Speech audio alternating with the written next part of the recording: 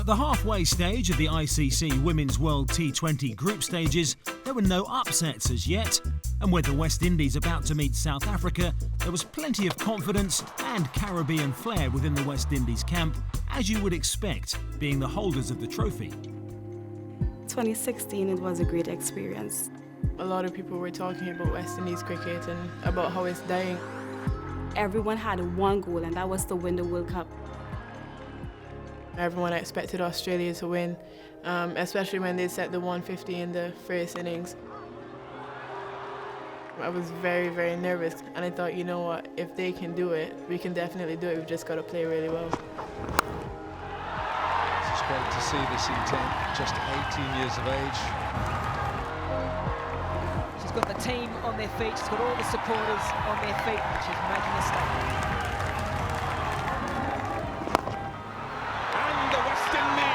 For the first time in their history, have won the Women's ICC World T20 title. Nothing else matters but celebration.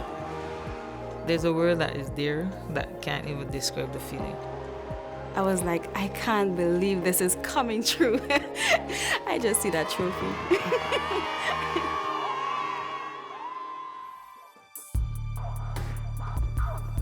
The West Indies, 48 all out.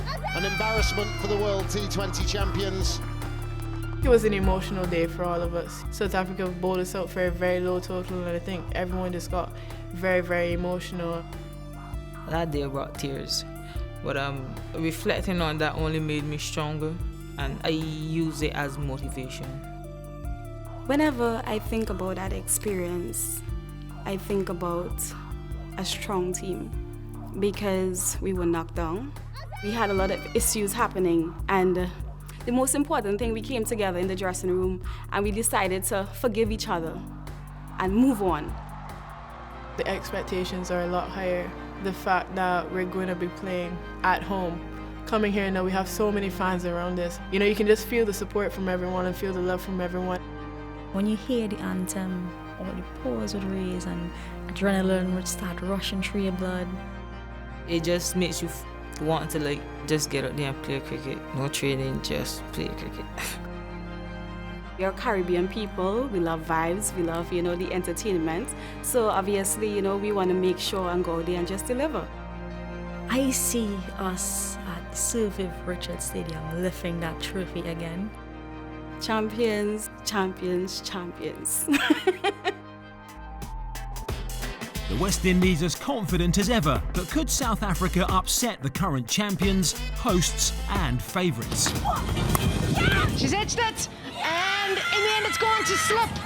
A ricochet off the keeper's gloves and into Danai van Niekerk's hands. Edged and gone. Shabneen Ismail, she's picked up 2 massive wickets. There, double strike. Oh, she sliced this away, and this should be a wicket. Sinai Loose is underneath it. Shabneen Ismail is on fire. Driving the ball down the ground, in the air. It's gone a long way up, and Tryon completes the catch. Talking about being peppered. Oh, it's a full toss, and it's gone in towards the stadium. Gone. Don't need a slip when you swing them back in and knock the stumps over. That was a very important catch. The West Indies posting a competitive score on a pitch that didn't favour the batters and would take some chasing by the South Africans.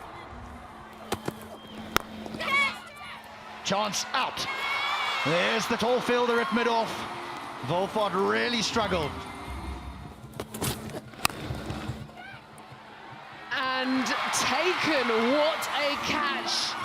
South Africa had got themselves into the game at 50 for 2 from 11 overs when Dottin struck again. Great bit of fielding there from Deandra Dottin. One stump to aim at, fast across the ground. And this is gone up in the air. Easy catch in the end. Connell, another athletic fielder, has moved in nicely. Coach trying something a bit different by coming down the track. She's come down the track. She skied it. Opportunity for long off, and what a catch! Chanel Henry takes a fantastic catch. Was opportunity for another run out, another direct throw. The West Indies have been brilliant, and so have their celebrations. The West Indies with their second win and looking good for the semi-finals. Over in Guyana, another team that looked destined to book their place in Antigua for the knockout stages was India, who needed a win against Ireland to progress. Oh, dropped. If that catch had been held, things could have been different for the Irish, but Mithali Raj, who was on 3 at the time she was given a second chance, made the Irish pay. Raj made 51, that included a partnership with fellow opener Smriti Mandana. India raced to a total of 145 from their 20 overs, a total that would be more than enough to defeat the Irish. India qualifying for the semi-finals to be played in Antigua and in the process knocking out Ireland, Pakistan and New Zealand. Over in Group A, England and South Africa would have a decisive game, with both needing the win to progress in the tournament. A must-win game against England. We know it's going to be a really tough contest against them. They're a really good quality side, one of the best in the world. So then we have to play our best. I think we're going to have to approach England as a final for us. Us as batters have to pull up our socks and have to decide, listen, we're going to have to pull this through. So the bowlers have been doing an excellent job. You can't ask any more of them. Getting a team restricted to 107 is brilliant. So us as a batting unit has to come together now and make sure we do our basics right.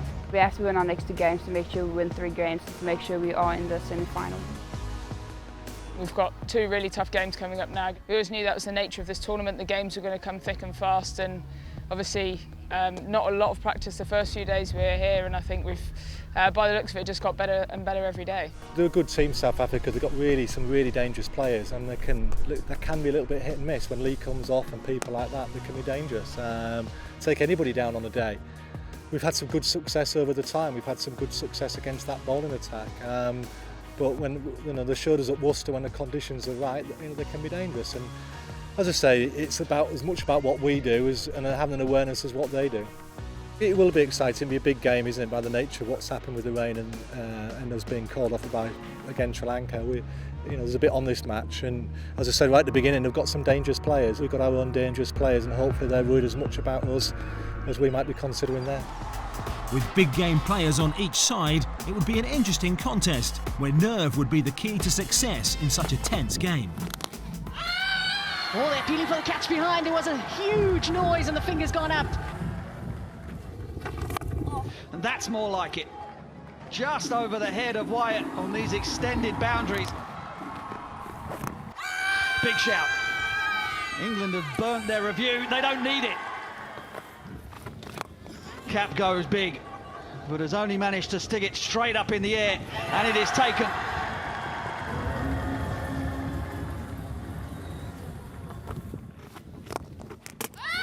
Surely not, no. Surely not. Out. Danae van Niekerk knew straight away. Glatter, and a wicket.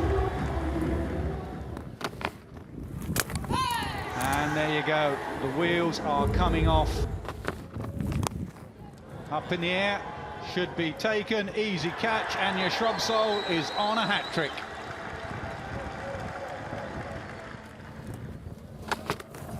Oh, and there you go, you beauty, Anya Shrubsole. Anya Shrubsole making history yet again with a hat-trick, but it was the team performance in the field that kept the South Africans to such a low total and gave England the edge. Very nicely played. Not trying to overhit it. And a misfield. Absolutely brilliant from Danny Wyatt. Very well played. So balanced in the shot.